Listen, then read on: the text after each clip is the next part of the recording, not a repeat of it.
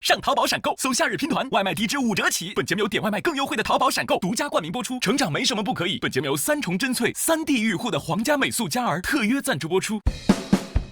就算是个路人甲，谁也要翻身的。浪花飘飘飘飘飘飘飘飘飘，谁不是个路人甲？谁又有资格评价？任他叭叭叭叭叭叭叭啦啦。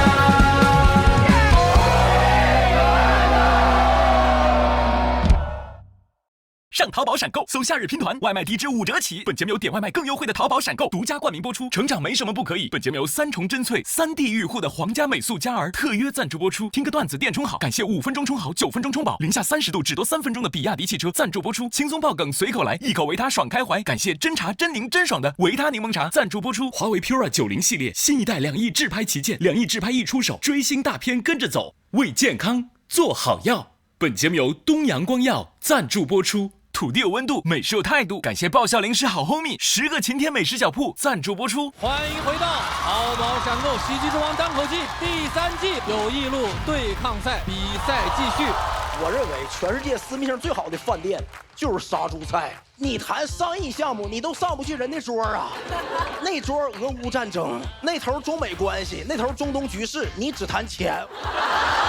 我曾经问过李哥，这个死飞的全称是不是死得飞快？他说不是，是死于非命。做头等舱压力很大，我觉得我不配那种无微不至的服务。把空姐会蹲下来，先生给您拿拖鞋，先生给您拿的水果，先生给您拿的毛巾。我说我是不是得癌症了？你给我拿点靶向药好不好？恭喜陈数0减7直接晋级。就立马买了一张机票飞去了云南大理，因为2023年的时候，刘亦菲和李现那个电视剧特别火，我去了，我负责任的告诉你们，刘亦菲不在。凌晨3点到的目的刚到，狗开始狂叫，我姐就让狗别叫，狗一听到别叫，狗叫的更凶，我姐一把捂住狗嘴说，应该是爷爷奶奶来接我们了。逼着医生出来跟大师抢人啊 ！Doctor 硬刚 Master， 你看完了 Doctor 回头还再去看 Master， 你就是吃饱了撑的。搞得 Doctor 发完 paper 回头还得当个 TikToker。恭喜黑灯普拉斯直接晋级，我们下一期精彩继续。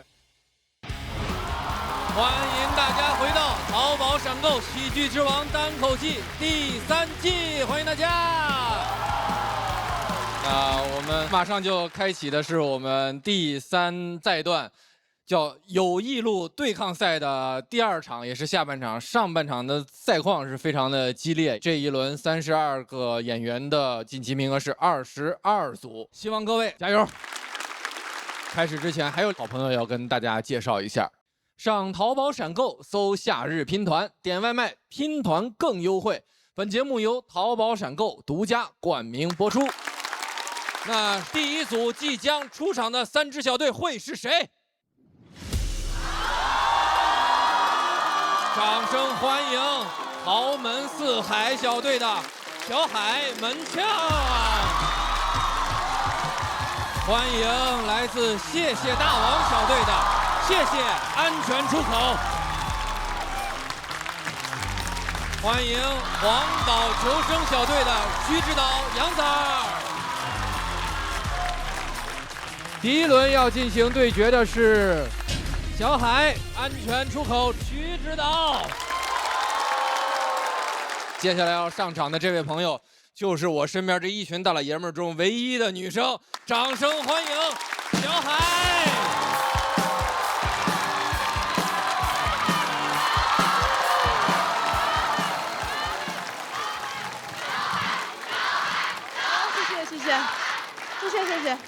谢谢，你们的热情让我以为我已经拿冠军了啊！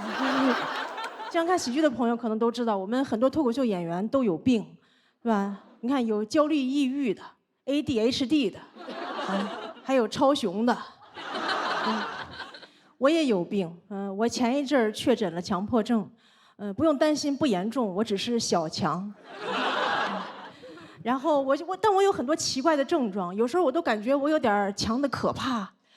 我有一个症状，就是我总会反复检查，我每次坐飞机都会反复检查手机有没有调成飞行模式，再检查电脑，再检查别人的手机。有一次我直接跟旁边人说：“我说您手机麻烦调成飞行模式了。”他说：“怎么空姐还有便衣呀？”我还有一个症状，就是我特别害怕细菌，我拿很多东西都要垫一张纸。有一次我朋友来我家，我垫张纸开门，他说：“你干嘛？你是怕在家里留下指纹吗？”他看我垫张纸拿手机，他说：“你这手机该不会是电子产品吧？”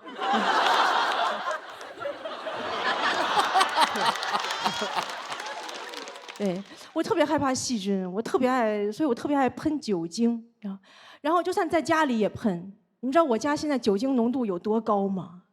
我现在在家里都不敢开明火，我就连骑共享单车我都得喷酒精。我特别庆幸我不会开车，不然查酒驾我一定会把酒精喷在酒精测试仪上。而且我也最近发现，真的很多人对强迫症都有一些误解。之前我朋友看到我的包，他说：“你包怎么这么脏？你不是有强迫症吗？你不应该有洁癖吗？”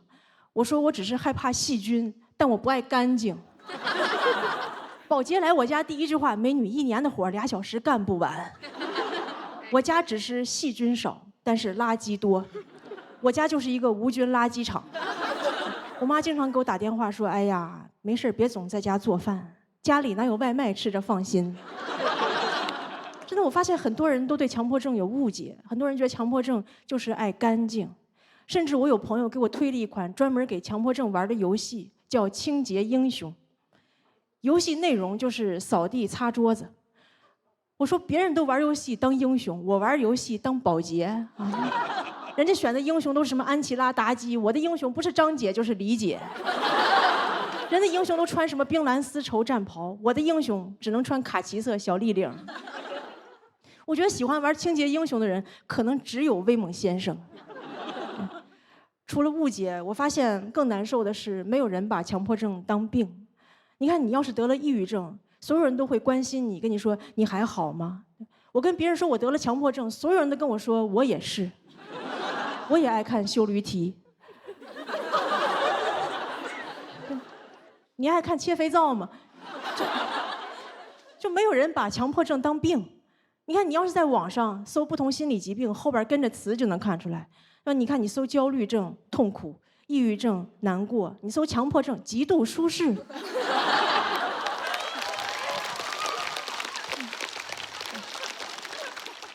甚至在我确诊之前，我都没把强迫症当病。我一直都觉得强迫症就是笑点低，因为你看网上所有人都不开心，只有强迫症洗个地毯他就能狂洗。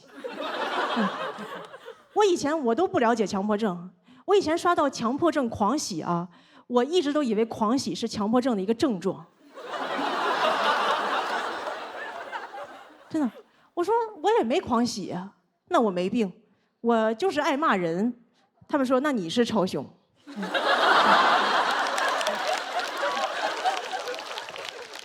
是我发现就没有人把强迫症当病。就很多那种短视频博主发个那种什么切东西短视频，就说治愈强迫症，底下没一个强迫症说自己被治好了的，都是一帮正常人说我确诊了，好治愈啊。我说你凭啥就确诊了啊？我又是挂号又是测试，我好不容易才得上的病，你刷个短视频就确诊了啊？强迫症是什么低级的病吗？所有人都想来分一杯羹。就你凭啥强迫症？你评论里的滴的都打错了。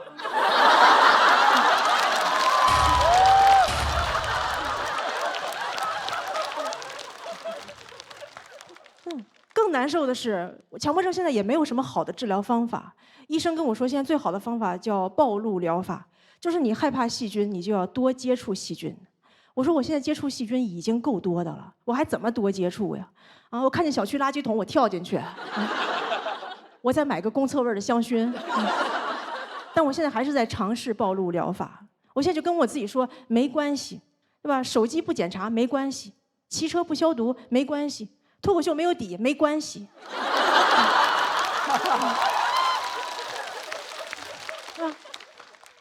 你们不投票有关系，开玩笑，不投也没关系，但你们最好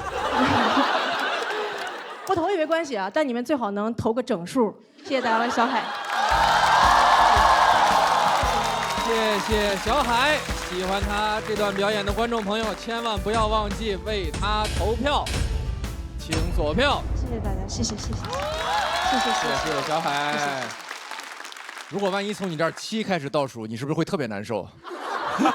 还好这个数数不太属于我的太大严重的症状。你聊的是那个相当于医学上一个正式的确诊是吧？对对对，我特想知道什么算是一个标准。每个人的症状都不一样，就是我就是反复检查，强迫症这个科普一下，很快，就是强迫症和焦虑症一般是同时出现的。啊，对。越焦虑你就越强迫。哦。就尤其触发你焦虑的场景，如果你出现过这个事儿，你就像我有一次吧，我就是这个拉链开过，所以我上台之前就会反复检查我的拉链，它其实是焦虑的一种，就反复就相当于又把你带回那个场景，对对对，然后就反复又加强，是吧？对对对。但是我有时候也有一点点，比如我演出的时候，我看到底下的一些观众穿衣服的颜色，我都想帮他归类一下。偶尔前排，你这可不是一点点了，这个还蛮严重的。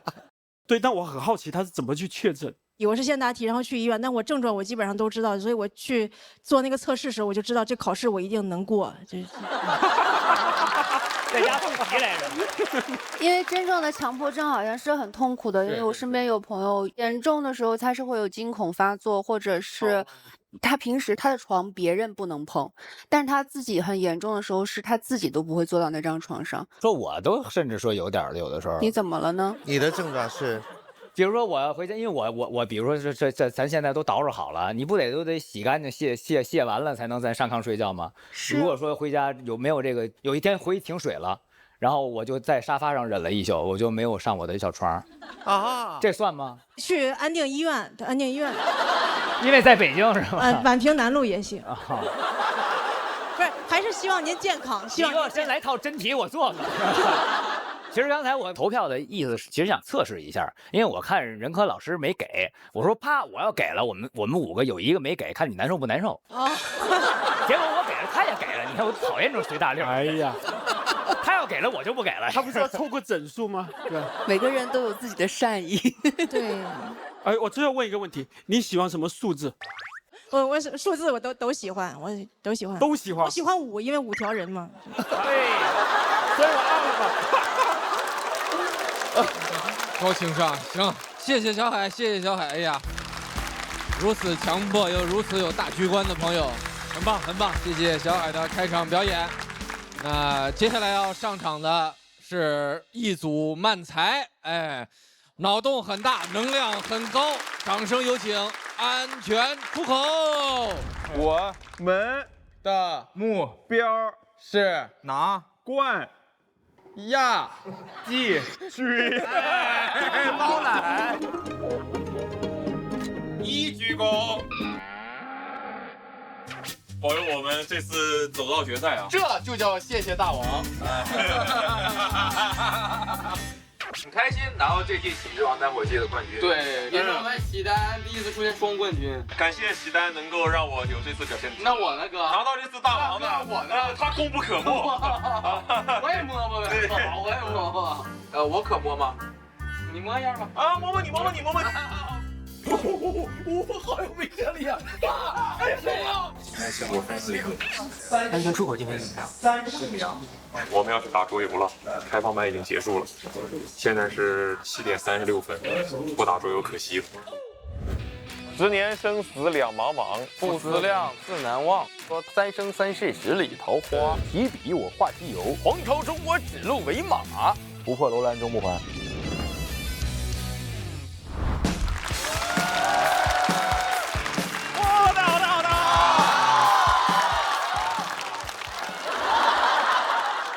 给甲方弄掉了，上是他掉凳，你掉麦是吧？哎，摆正了，摆正了。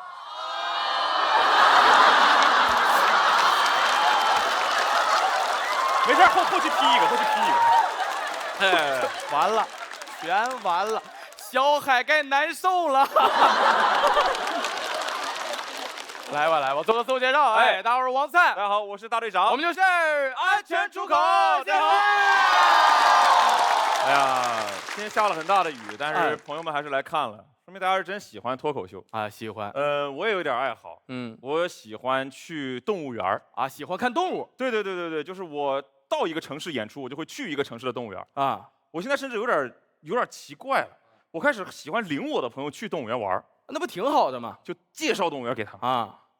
你想不想去动物园？行啊，我其实挺久没去过动物园了。我带你去一趟，带我参观一下，行不行？那我们来个这个。好。你好啊，你好，恭候你多时了。哎，你好。我是园长啊，欢迎来到我们动物园。入园之前呢，我们要测一个体温。啊，还挺严格。对，为了动物的健康嘛。哎，可以。不光是您，我也要测。我没问题啊，到您了。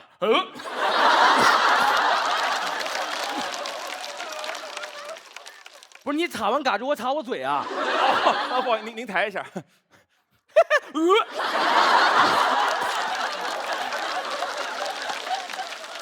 你是一点洁癖没有啊？这准吗？不是，现在不是那种测温枪那种电子的吗？哦，有，不好意思，测温枪啊，B 53度，我是酱香的，我是。哦，35度，30。欢迎入园。我们园呢是我们国家点名的315景区，就是黑名单呗，咱们就是啊。黑名单，那叫3A 级景区啊。3A 级景区，3A 级景区。来，这是我们的电子地图哦。来，我们看一下，我们现在在这个位置，在我的左手边呢就是山林猛兽区啊，西伯利亚的老虎，哎呀，坦桑尼亚的狮子，塞纳河畔左岸的咖啡。这是什么玩意儿？这是配套设施啊，咖啡店。对。那这边的哦，右边啊，右边是我们的这个非洲动物区，而且非洲草原的动物。对。啊，那对面呢？对面啊，对面是企鹅。啊，那不去了，去年去过了。好看吗？没看清，人太多了，一下就给我挤出来了。没事啊，在我们这儿你想看什么你就自己划，想去哪个区？行啊，哎，这是哪？这个区啊，这是我们这儿最热闹的区，是吧？静安区。划哪儿去了？划慢点啊，从这儿往前走右拐，动物表演区。哎，我们现在可都拒绝动物表演啊。先生，您误会了，我们这儿动物表演区不是我们训练动物表演啊，是哪个动物想演哪个动物去演。哦，就是网上那种什么动物硬要表演，能这么理解，很好笑。看啊，好，欢迎大家来到安全出口大马戏啊！今天给大家带来动物表演了。首先第一个动物是我们的狗熊骑车。这狗熊骑车不哪儿都有吗？举啊，狗熊骑电动车呀！干啥去了？没事，我们看下一个，下一个是鹦鹉学舌。鹦鹉学舌挺有意思啊，学哪个舌呀？用你学呀？动物园里有。不爱看没关系啊，我们看我们的压轴动物孔雀开屏。孔雀开屏不也哪儿都有吗？大哥，喝孔雀开啤酒啊！不喝，孔雀吹瓶，别吹了，别吹。东北孔雀呀，挺好。不看了，干啥呀？不是你这动物太奇怪了，不看了。不爱看没关系，我带你去我们的这个未开发的项目啊，一个野外探索区，还没开发。对，就是测试阶段。哦，怎么样？什么是野外探索区？哦，野外探索区就是我们完全模拟一个野外的环境啊，把动物放进去，让动物在里边野蛮生长啊，就模拟那种非洲草原。没错，这个好啊，想看看啊？走。但入园之前呢，还是要穿戴一些专业的装备嘛。啊，户外的装备，穿上。啊，这个是什么？哎，冲锋衣。对的。来，还有这个，冲锋裤。冲锋裤衩。啥是冲锋裤衩？防风的。我裤衩要什么防风啊？我放个屁不全兜里了吗？哎呀，穿上吧，有总比没有好是。啊，欢迎入园。这个区呢有非常多的稀有动物，想看什么直接告诉我就行。哎，我这次来动物园主要想看那个，那个叫啥？就是网上特别火。哎，就是那个，情绪特别稳定，特别温顺。哦。哎，特别懒，你咋碰它都不动。啊，知道。我爸。你爸。我上野外探索，你爸。那是不对，那个叫什么？哦。卡皮巴拉，有是不是？有，找一下。它的脚印和别的动物不一样。哦，哎，这个就是瓦达西瓦的脚印。卡皮巴拉，什么玩意儿瓦达西瓦啊？看你脚印干啥呀我呀？顺着这个脚印找就能找着它了。哦，这挺有意思，你知道吧？先生，你这个腿这儿这2个红点是什么红点？你被蛇咬了？我被蛇咬了。你被蛇咬了呀！被蛇咬了！哎呀，你怎么能被蛇咬的？我怎么能被蛇咬？我就穿个裤衩，我能不被蛇咬吗？我咋办呢？这个你笑啥呀？笑是生活的解药嘛。你别跟我搞抽象了。来，你把毒给我吸出来，来，毒吸出来，吸毒犯法呀！是一个吸毒吗？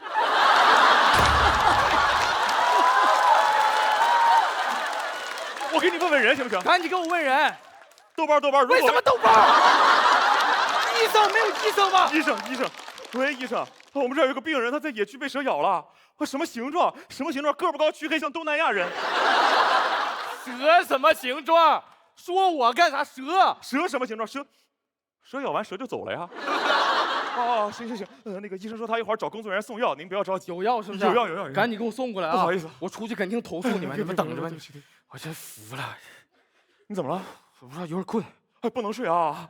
不能睡！没睡，一会儿让你打死了。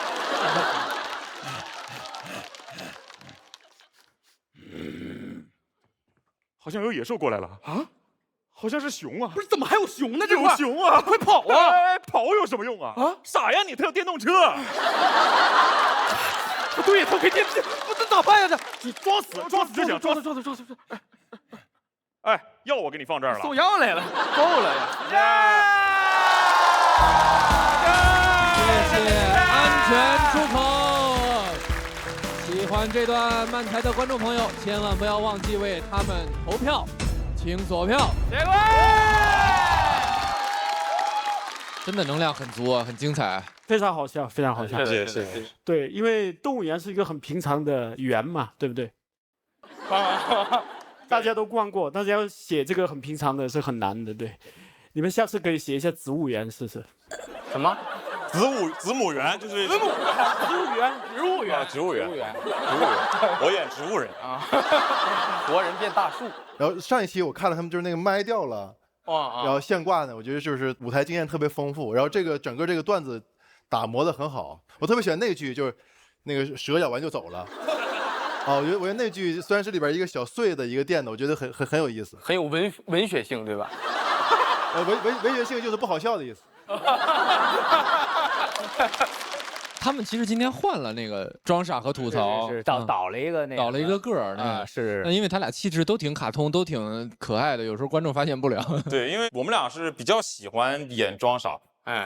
写吐槽的词挺累的，就是，所以我们俩就是会一个本子他装傻，一个本子我装傻，我们在专场里也是这么演，对，这样就不会太累。是啊，对，就累一把，然后得奖励自己一把。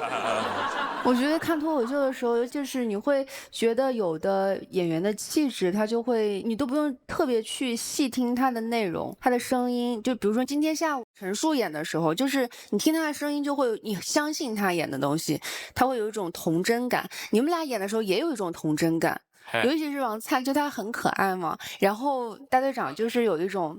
大队长的气质是憨憨的那种感觉，就是你们俩每次就是一站在这儿，你会让人觉得哦，我很愿意贴近你们。我就反正看他俩演出，我觉得观众没有年龄限制啊，对，就很想领着小朋友来看他们的演出。哦，那记得领啊，行，记得喜剧节我们也去，就是对，我们之前都去过。对，哎，太好了，今年依然欢迎来梨园喜剧节，感谢。因为有很多观众，他未必全都是脱口秀的观众，但是他们的节目其实就没有这个屏障，就不是平时看脱口秀的观众也能够很容易接受，很容易进入到他们的情景里边来，很快的就带到一个快乐的氛围里。谢谢安全出口。朋友们，我们说一句，我后面的朋友是徐指导，然后他会回这个讲单口的这个节奏里，对，不会像我们这么疯疯癫癫。对，希望大家刚我们的演出忘记掉，好不好？忘记掉，进入到这单口，回归到单口，好吧？谢谢各位，谢谢各位。谢谢，哎呀，多好！谢谢安全出口。哎，我们动物园还有4季馆，带你体验一下。好啊，走。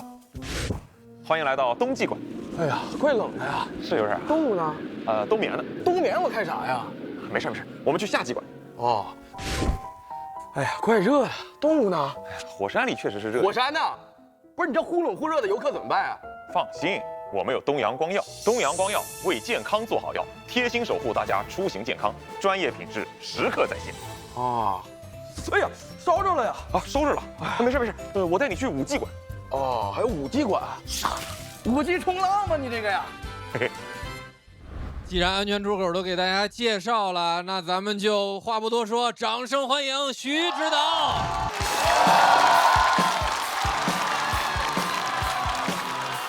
哎，大家晚上好，我是徐指导。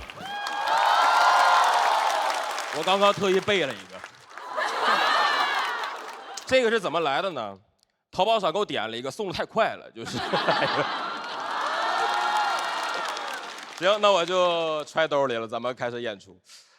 很开心啊，今天又回节目了。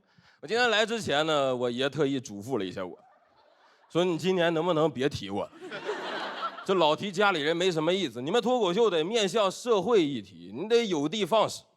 这个有的放矢点醒我了。我有个弟弟啊。他带给我的惊喜比我爷还要多。我弟在10岁那年有一次把自己的左胳膊给摔脱臼了，我挺着急，我带他去医院拍片子，拍出来一张健健康康的右胳膊。我说为什么呀？就左胳膊疼，他拍的右胳膊，就怎么？你是觉得一个健康的胳膊他更出片是吗？啊？我们都快气坏了，就我弟一个人心态巨好，拿着那个片子说医院挺厉害啊，这拍完就好了。我爸都戏笑了，说医院可不厉害，但你过来拍了下胳膊，能查出你大脑的问题。我从小就跟我弟挤在一个床上睡觉，挺难受的，因为我弟这个人他睡觉不翻身，但旋转。晚上的时候头在这儿，脚在这儿，早上起来就翻到这边了，完整的180度，就到什么程度？就后来我半夜起来，我看他，我能知道现在几点。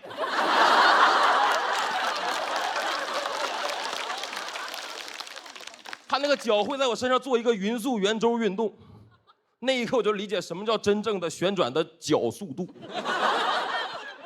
最可怕的就是到过年还过年，哎呦，真是这个嘴瓢，都赖这个广告刚刚没放上，哎呦，真是。到过年的时候，我爸、我弟还有我会在我爷爷家一块打地铺，我爸、我弟都打呼噜。你们知道打呼噜它是有波峰和波谷的。就我爸那个波峰会精准的卡在我弟那个波谷上，就没有一个喘息的空间啊！给我，就别人家打呼噜都是我们家一到过年，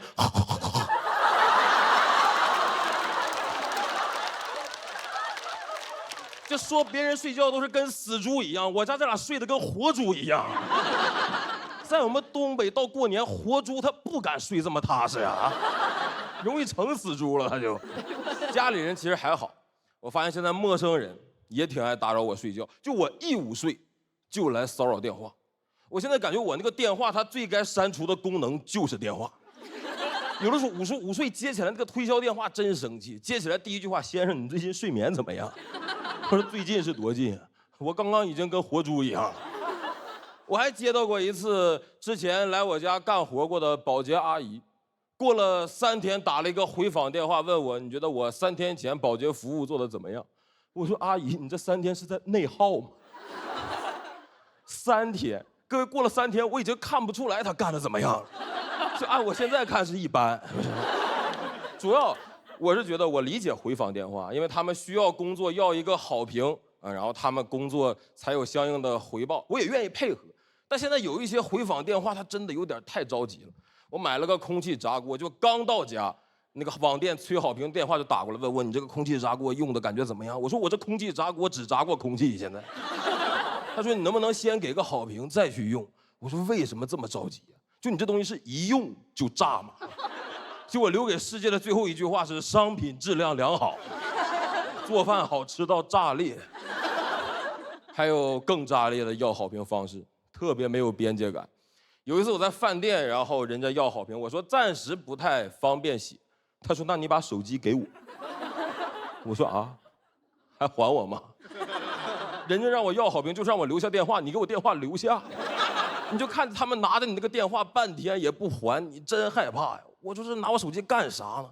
别等会儿跟我说先生这顿不用付钱了，刚刚帮你把那个小额贷开了，看你还参加个节目，帮你退赛了啊！主要我现在就感觉商家和消费者的关系好像在变化，因为我作为一个消费者，我打商家那个客服电话，我现在感觉很难打通。我每一次打那个电话，我就感觉我在那个店门口就敲门，就梆梆梆，我在他家门口梆梆梆敲门，没有人理我，或者一敲就开，出了个机器人，但是商家可以随时随地一脚踹开我家大门，问我厉害不？你要是觉得我厉害，你用15个字讲一讲我怎么厉害。说的我满意的话，这1块钱算我赏你的。感谢平台教我，感觉做乞丐最重要的就是会说吉祥话。主要我不太想为了这种蝇头小利去写所谓的好评，我也被骗过。各位，我也当过观众，我当时看了一场某个平台上9.9分的脱口秀演出，就那个演出质量就是一坨，太难看了。结果那天看完以后，主持人上来说，如果愿意写一条好评，会再送我2张门票。就什么概念？只要我愿意承认这一坨美味，我就可以吃饱。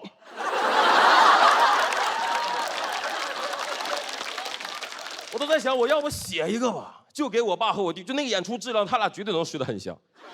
演员演得也很开心，说我今天效果挺好，有俩观众都笑出猪叫了。我就希望商家不要再逼着我们去写好评了，也不要逼着观众去写好评。如果觉得好，大家自然会去写的。所以麻烦各位等下给我一个好评。不想写也没有关系，等下可以把手机给我。这是一个稍微有点多余的 callback， 但我坚持留在这儿。我想用这个表达一下我对回访电话这个东西的态度，就是不合适的时候咱们就不要 callback 了。谢谢各位，谢谢你们。谢谢徐指导，喜欢徐指导这段表演的朋友，千万不要忘记为他投票，请锁票。听说这一轮的创作比较极限啊。是因为我说实话，来这个节目2年，这已经是第6篇段子了，就一直在讲自己身上的小故事，然后就没有过那种观察外面的段子。我就想尝试一下自己不擅长的领域。但徐指导一直有一个能力，就是他过渡都非常自然，就是当你意识到的时候，他已经转换到下一个话题了。对，其实我也没有发现。对，然后后来又提起他俩了，我想起来了，就前面这俩人出现过，就是我觉得这个缝的还是挺好的。哎，谢谢谢谢。虽然它是2个不太一样的东西，而我觉得徐指导他这个风格是很诚恳，他讲什么我是愿意相信的，很能听进去的。谢谢双老师。哎 ，yes， 对，我也同意双老师说的，对，你是很诚恳的。因为讲了一个特别现实主义的故事，然后你也营造了那个空气炸锅，但是我感觉就是它没有炸起来，但已经足够好了。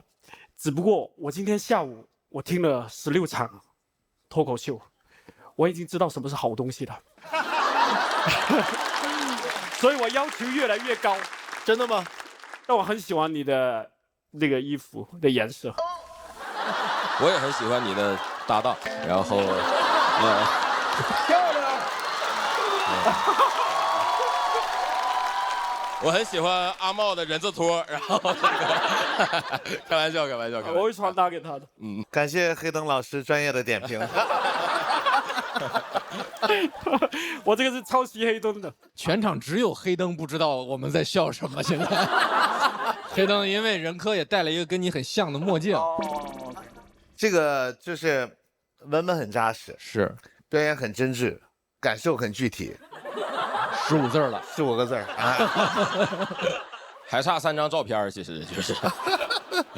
我觉得大家能觉得过渡很丝滑，主要徐指导这一篇其实还是想表达边界感这件事情。最早是拿今年辞职，然后跟领导的关系近的，但就感觉人物又多了一个。然后后来也是就2天前决定把领导那趴给拿掉。我是觉得徐指导说话，你就为什么大伙儿能这么容易听进去？我不太想用真诚感这个词儿，就是你怎么能让大家都觉得你说的还真有点道理，就特别愿意接着往后听下去。我也有这个感觉，就是他确实非常诚恳，就是即便是当铺垫的时候，那我觉得就是您的每一句话都有用，就是没有废话，没有往外支，没有那些个话佐料，就是你说的每一句话都和你表演的这个故事有关系。谢谢。麻烦我多说一句话，我感谢一下那个谢谢，因为刚才其实上台前，然后谢谢就发现前面把这个标给弄掉了，然后他把他手上那个麦这个东西抠下来给我，让我上来挂一下。谢谢，就是。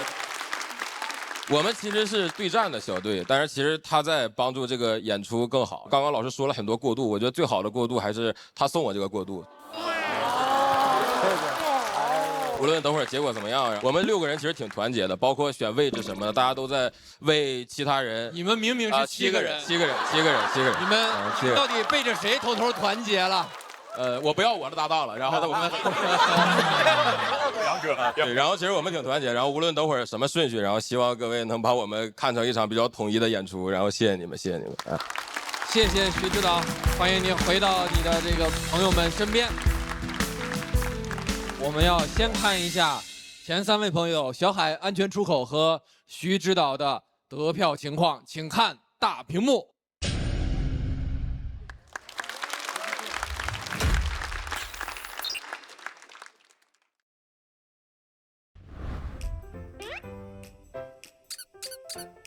哎，小海，你今天好漂亮啊！谢谢。我给你拍2张照片，3、2。哎，等一下，我的2个手高度一样吗？啊，一样的，一样的。哎，那你构图对称吗？要对称吗？怎么对称才舒服呀？哎，不用，我有办法。挑一个智能推荐的拍照姿势，然后就听我指挥，拍出来肯定让你舒服。哦，是吗？还能自动构图调色，包出片的。啊，这么厉害！来，咱们试一下，身体稍微侧一点点，手抬起来，做的不错，摆好表情，准备开拍。好，好看，简直是女明星小海。哎，但这个头发丝的高度好像有点不一样。哎，你别走，你别走。接下来要上场的这位朋友就是徐指导的队友，也是今年闯进爷爷赛道的一位新朋友。这次会带来谁的故事呢？我们掌声有请杨仔儿。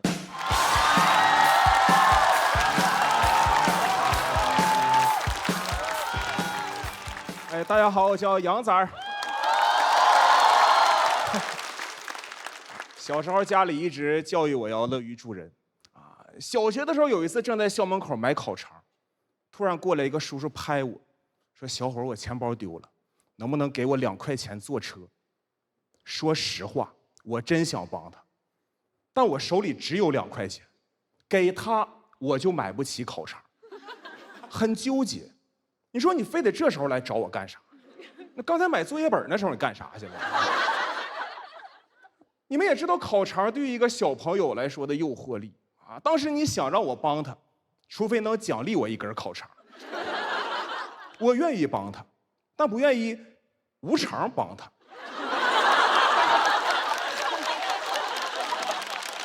我想给他留下一个那种爱莫能助的印象，琢磨了一下，我掏出1块钱，我说：“叔叔，你看，我只有1块钱。”没想到他说：“1块钱你吃个屁烤肠！”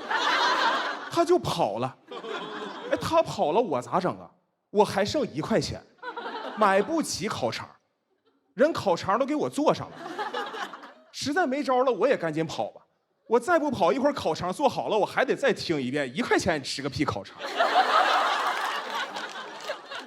我总是不知道，就是不好意思拒绝别人的求助。之前碰见过那种卖花的老太太，拿着一朵玫瑰花往我怀里头塞。说：“小伙子，买1朵吧，就当帮我了。”我寻思行啊，无私奉献一把。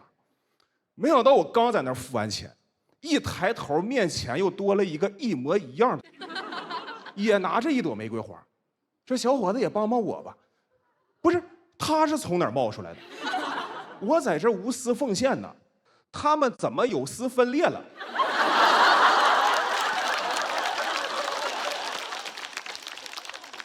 哎，我当时有点被自己的好心给架住了，我只能安慰自己说好事成双。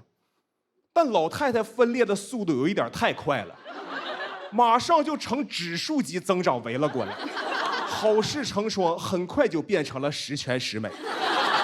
我这么多老太太从哪儿冒出来的呢？老龄化这么严重吗？我当时那个场面太诡异了，一帮老太太围绕着我。一人举着1朵玫瑰花，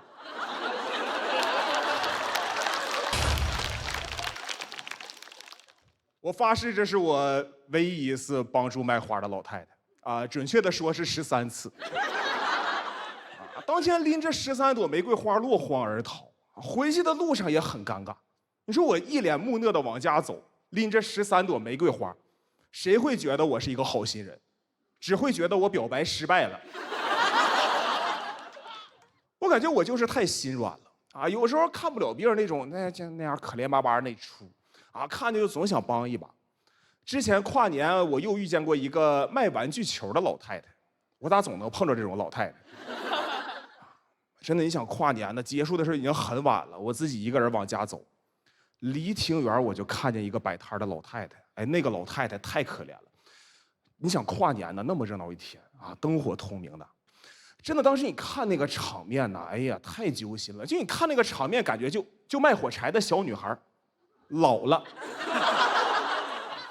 我感觉我必须得支持一下她了啊！我要是再不出手，老太太就要看见她奶奶了。所以当时我特别小心地走到那个老太太面前，再三确认，只有一个老太太。我随便拿了一个那种看着大概3、2块钱的塑料球，一摁能亮的那种。我问她，我说婆婆，这个球多少钱呢？35。啊，35。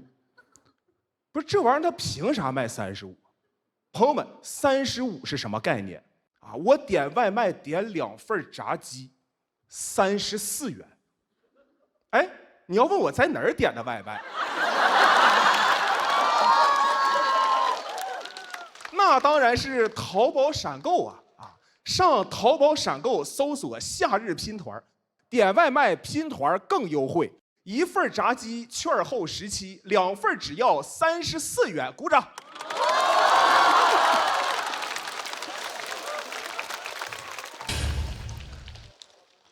太过分了，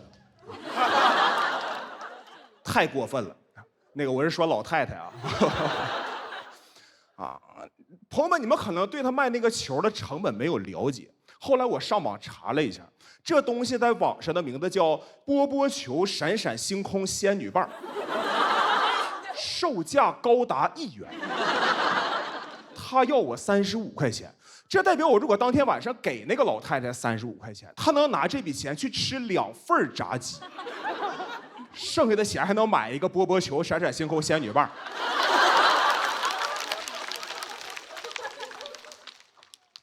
老太太可能觉得有点过分了啊，又开始跟我对话。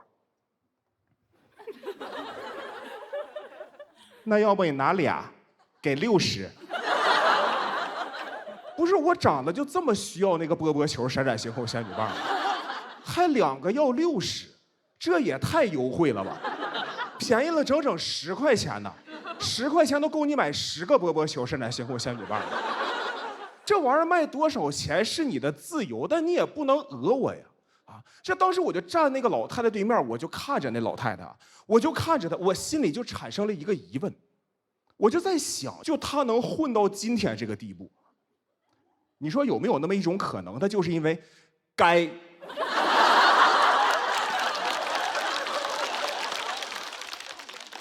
真的，我当时我看着她，我世界观都崩了，我就开始在那怀疑。我寻思，你说咱小时候看那卖火柴的小女孩，那故事它真是那样的吗？圣诞节的晚上，小女孩惨死街头，1根火柴没卖出去，冻死了，1个管她的人都没有。哎，你说他们那边人真能冷漠到那种程度吗？啊，那就能1个善良的人都没有吗？你说有没有可能，就当天晚上有一个善良的人？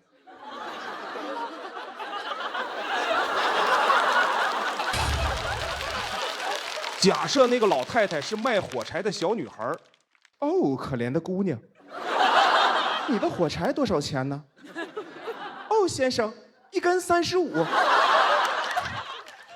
哦，我的上帝，我再去溜达溜达。哦不，先生，看在上帝的份上，2根60。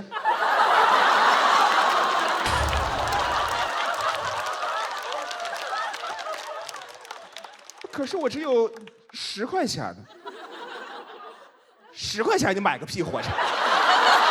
讲到这儿，谢谢杨大。谢谢杨大。喜欢杨大这段表演的朋友，千万不要忘记为他投票，请锁票。谢谢杨大，谢谢大家，谢谢大家，谢谢大家，谢谢大家，谢谢大家。最后这个解读还是挺有意思的。哎呀，我是拍的最早的。是。就到那个卖火柴地儿，其实他一点不突兀，是他前面铺了一下子，就他垫了一句，如果他那个老奶奶在那儿，我觉得他这个做的很细致。然后我觉得他在舞台上那个台风很扎实，整个一个叙事特别稳。你说到那卖火柴小女孩，而且那个对话里还是有点那个翻译的味道，什么上帝啊什么的。那他就把这两个，一个东北话和一个有点那口音的那个外国话结合的特别好，就是这个还原场景能力也特别强。谢谢老师。对杨仔的那个表演特别逗，他不是那种很丝滑、很游刃有余的表演，他会让你觉得是顿顿的那种感觉。但是放在这个舞台上和放在你的脱口秀里面是特别恰如其分的，就让人看着更好笑了。然后你的笑容吧，你每次都不会笑得特别大，你好像一直在假笑，但是又给人一种又憨厚又不真诚，就是在中间值的一个摇摆状态，就很好玩。看着就容易被骗是吧？那我感觉小马姐你让她骗了，她肯定是要超过这个游刃度的，这是她的一个风格。对，因为我一开始拍灯的时候是拍在那个淘宝这个商务这里，其实我拍完是有点后悔的，因为我也觉得很精彩，但还好后面你把它翻过来了否则这个灯我就要收回来了。把它收回来吗？没有，很好。其实我们所有观众都知道，后面这个卖火柴的小女孩会变成一个她的叙述里的坏人。多一层的是，观众也会想，我该不该在这个地方笑？我笑了之后，其他人会不会因为我的笑，觉得我是一个连点道德包袱都没有的人？但是杨仔处理的就很好，他让观众，让我们就笑的，至少是此刻是肆无忌惮的，或者叫做没有防备的。所以我觉得这个处理是非常好的，帮我们免责了。对，特好，谢谢杨仔，谢谢大家，欢迎你回到你的朋友身边。那接下来要上场的呢是这个舞台的老朋友了，在喜丹吐槽了很多年的职场，最近又有什么新念头？掌声有请门枪。